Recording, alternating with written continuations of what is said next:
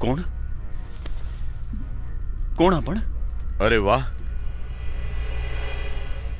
आम्ही कोण? महाराज,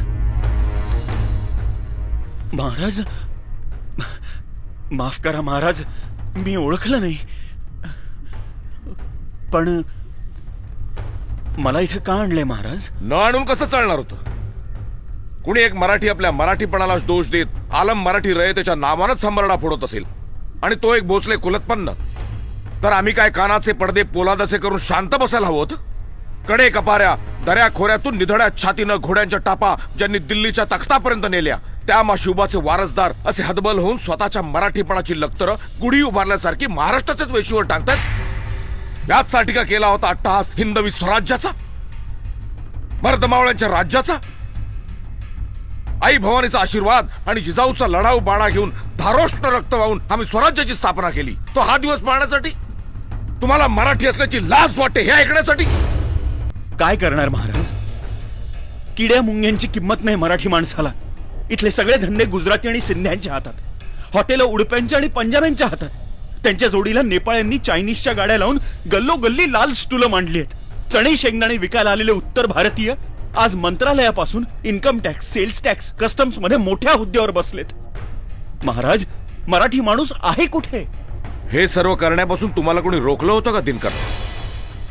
तुम्ही का नाही धंदा केलात गुजरात्यांच्या बरोबरीनं? हॉटेल काढण्यापासून कुठल्या उडप्याने थांबवलं होतं तुम्हाला? उत्तर भारतीय मोठ्या हुद्द्यावर त्यांच्या शिक्षणामुळे आहेत. तुमच्या मुलांना IAS IPS शिकण्याची बुद्धी नव्हती? दिनकरराव, मराठी माणूस स्वतःच्या कृत्यानंच मागे राहिला. आमची कुठे शाखा नाही असं अभिमानानं सांगता तुम्ही. अहो, ज्या गोष्टीची लाज वाटायला हवी त्याची अभिमानानं पाठी कसली लावता? दिनकरराव, मराठी माणसालाच मान नाही कारण तुम्ही ती स्थिती स्वतःवर ओढावून घेतलीत. ठेविले अनंते तैसेची राहावे या वृत्तीमुळे तुम्ही तुमचा भविष्यकाळच कापून काढलाय. स्वतःच्या नाकर्तेपणाचा दोष परप्रांतीयांवर लादू नका.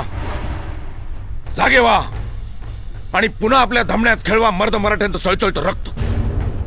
सर्व क्षेत्रात मराठ्यांचं प्रभुत्व प्रस्थापित करा. सरदार, राजपूत, ठाकोर याप्रमाणे खाटी हा शब्द सुद्धा अदबीनं घ्यायला प्रवृत्त करा लोकांना.